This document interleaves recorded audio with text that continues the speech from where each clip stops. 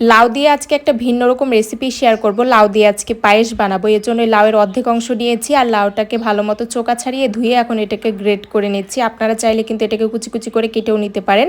তারপরে এই লাউটাকে এখন পানিতে ধুয়ে ভালো মতো একটা সুতি কাপড়ে পানিটা ভালো মতো ছেঁকে নিতে হবে। তো আমি এখানে একটা সুতি কাপড়ে লাউগুলোকে দিয়ে একদম ভালো মতো পানিটা ছেঁকে নিয়েছি। যতটা সম্ভব পানিটা ছেঁকে নেওয়া যায় ততই ভালো। তো আমি পানিটা ছেঁকে নেওয়ার পর ঠিক এরকম হয়েছে। এখন আমি একটা প্যানে সামান্য 1 চামচ পরিমাণ ঘি দিয়ে দিলাম আর এখানে 2-3টা এলাচও দিয়ে দিলাম। এলাচটাকে হালকা একটু ভেজে সেই লাউটাকে রেখেছিলাম সেই লাউটা এখানে দিয়ে সেটাকে হালকা একটু ভেজে নেব ঘিয়ের সাথে। আর এটাকে যখন ঘিয়ের সাথে ভাজা হয় অনেক সুন্দর একটা স্মেল আসে। তো 5 থেকে 6 মিনিট ভাজার পরে এটা উঠিয়ে রেখে দিলাম। তারপর সেই প্যানে আমি দিয়ে দিলাম এখানে লিকুইড তরল দুধটা দিয়ে দিলাম। তো আমি এখানে দুধটা দিয়ে অল্প কিছুক্ষণ এটাকে জাল করে নিয়েছি। দুধটাতে যখন বলক আসা শুরু করেছে তখন কুচি করে রাখা লাউটা মানে ঘিয়ে ভাজলাম সেই লাউটা এখানে দিয়ে দিলাম। তারপর লাউটা যখন ভালো মতো সিদ্ধ হয়ে আসবে ঠিক ওই সময় আমি খেজুরের গুড়টা এখানে দিয়ে দিলাম।